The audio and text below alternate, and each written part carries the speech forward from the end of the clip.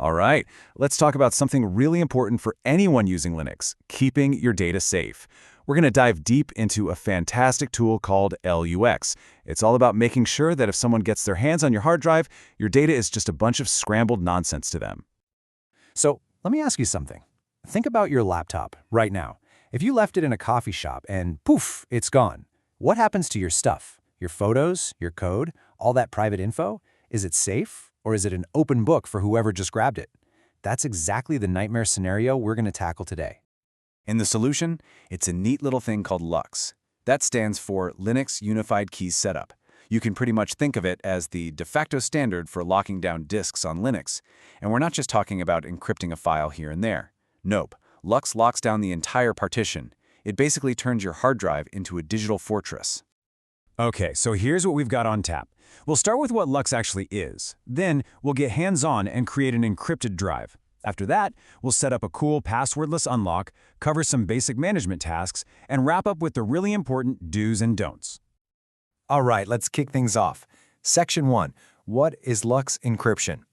Before we jump into the command line, it's super important to get our heads around the basic ideas of how this thing actually works to protect you.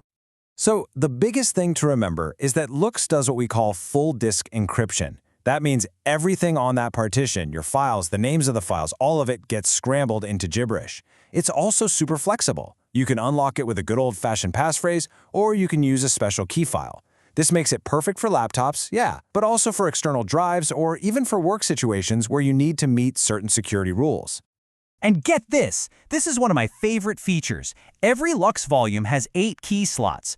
Think of it like having 8 different keys for the same lock. So you can have your own personal passphrase in one slot, maybe give a different one to a system admin for their use, and then use a third slot for an automated unlock key, all for the same drive. It's an amazing setup, especially if you're not the only one who might need access. Okay, pay attention, because this is probably the most important thing I'm going to say. With LUX, there is no "I forgot my password" button.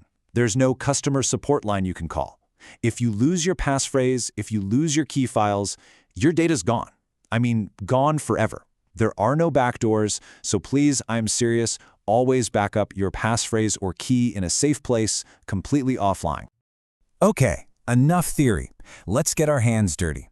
It's time to actually create our first encrypted volume. I'm going to walk you through every single step, command by command. It's a really straightforward 4-step process. First, we format the disk with LUX. Second, we open it up, unlock it. Third, we put a normal file system on it, like ext4. And finally, we mount it so we can actually start putting files on it. Simple as that. So step 1, we're using the crypt setup command.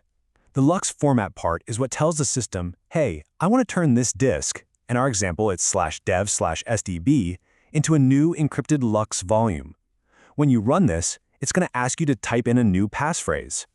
And here we are again, another huge warning. This command is destructive. It will completely wipe out everything on the disk you pointed at.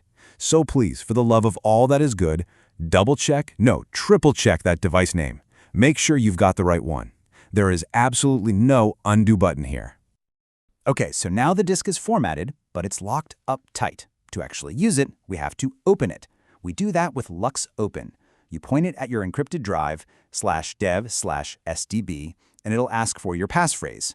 Once you enter it correctly, it creates this virtual unlocked device for you at /dev/mapper myfiles. That myfiles part, that's just a name we picked. You can call it whatever you want. And from here on out, it's business as usual for anyone who's used Linux. That virtual device we just made, it acts just like a regular hard drive. So you just format it with a file system. We're using mkfs.ext4 here, and then you mount it to a folder. Now you can read and write files to it, and LUX handles all the encryption in the background automatically. Right, typing in a long passphrase every single time you reboot can get old fast, especially if this is a drive on a home server or something. So now let's get a little more advanced and set up a secure, automatic unlock using something called a key file. This is also pretty simple, just 3 steps. First, we make a file that's basically just full of random garbage. That's our key. Then we tell LUX to accept this file as a valid key by adding it to one of those empty key slots we talked about. And last, we'll configure the system to use that key to unlock and mount the drive for us every time it starts up. Now this is super important. A key file is literally the key to your castle. If anyone can read that file, they can unlock your entire drive. That's why you absolutely have to lock down its permissions to 600. That means only the root user can read it, nobody else. It's a critical security step. So to get this whole auto unlock thing working, we need to edit two little files. Think of them as a team. First, there's etc/crypttab. This file's job is to tell the system how to unlock the drive. It says, hey, c/dev/sdb, unlock it using this key file and call the unlocked version myfiles. Then, once that's done, the good old etc/fstab file steps in and says, okay, that myfiles thing is unlocked, now mount it here so we can use it.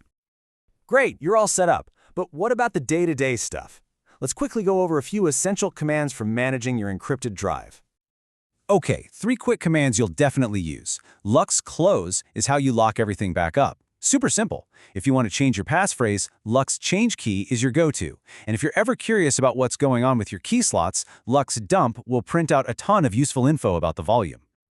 We're in the home stretch now, and honestly, this might be the most crucial part of the whole thing.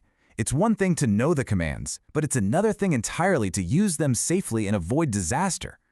So let's make this crystal clear. The do's. Do back up your key files somewhere totally separate and offline. Do use a strong, long passphrase that's not just password 123. And please, do test your recovery plan before you're in a panic. Now for the don'ts. Don't store the key file on the same system. That is literally like leaving the key to your house under the welcome mat. Also, be super careful if you try to encrypt your main system disk. That's a whole other level of complexity. And don't forget to lock down those key file permissions. And for our final and most terrifying warning, the crypt setup erase command. Look, if Lux format was like bulldozing a house, this command is like dropping a nuke on the property. It doesn't just erase your data, it completely destroys the Lux header, the part that even knows how to decrypt the data. This is permanent. There is no coming back from this. It's designed to securely wipe a drive, and believe me, it does its job. So let's just boil it all down to 3 golden rules. 1. Your passphrase is the master key to everything. Treat it that way. 2. Back up your keys and passphrases somewhere secure and offline, period. And 3.